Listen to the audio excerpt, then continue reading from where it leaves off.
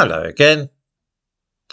It isn't necessary to subscribe to some weird conspiracy theory in order to be aware that something odd is going on with driving in this country.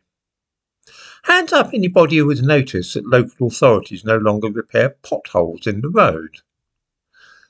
20 years ago, the roads of our towns were smoothly tarmacked. These days, you're lucky to complete a journey to the shops and back without encountering a violent jolt which will send your tracking out of kilter. Then too, we are seeing the advent of the 15-minute city, which will make it too expensive to drive around the city in which we live. This combines with things like 20-mile-an-hour speed limits, low emission zones, which will mean paying an extra £12 or so if you cross some arbitrary line.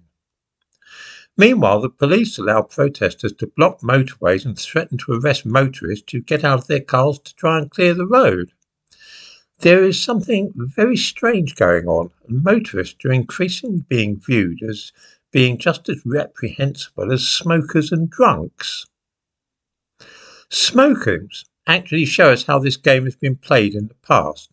That is to say, the game of targeting some perfectly legal activity and making it impossible to continue with it. 40 years ago in Britain, smoking was all but a universal custom. You could smoke anywhere, and those who were dedicated non-smokers were generally regarded as cranks. People like Field Marshal Montgomery, for example. In the cinema, on aeroplanes, buses and trains, even in hospitals or the waiting room at the doctor's surgery, you could just light up and be sure to find ashtrays around. My doctor even used to smoke during consultations. Swimming pools had signs up telling people not to smoke in the pool while they were swimming. Seriously. In 1983, 40 years ago, 20 cigarettes cost £1. Of course, there's been a bit of inflation since then, but the price of cigarettes has been artificially inflated to make them beyond the reach of most people.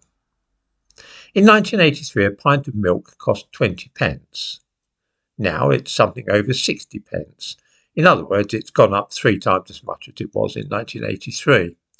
The price of a packet of cigarettes now is £14, though. In other words, it is 14 times as much as it was in 1983, rather than 3 times as much as it was in the case of milk. Any ordinary working man now who wants to smoke 20 a day, which used to be a common enough practice, will have to shell out £100 a week for the habit. This has all been done deliberately. At the same time, smoking has been banned practically everywhere, even in pubs. In some towns, it's even illegal to smoke on the beach.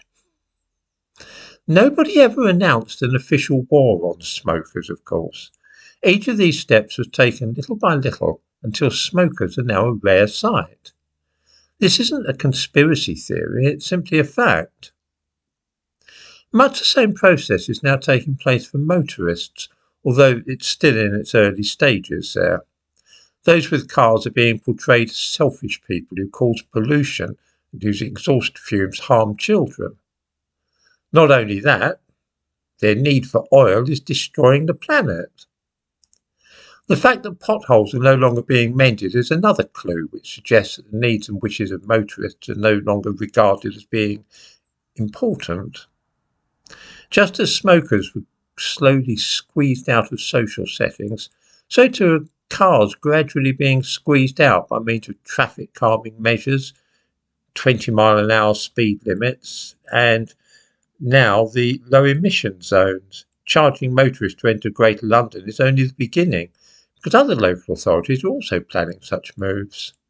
Epping Forest District Council, for instance, now wants a similar low emission zone which would charge motorists £10 to drive through or near Epping Forest.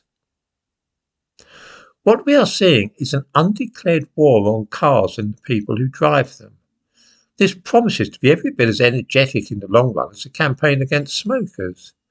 I neither smoke nor drive, and so I don't have any skin in the game, but I can see what is now happening is identical to what we saw 30 years ago with smoking.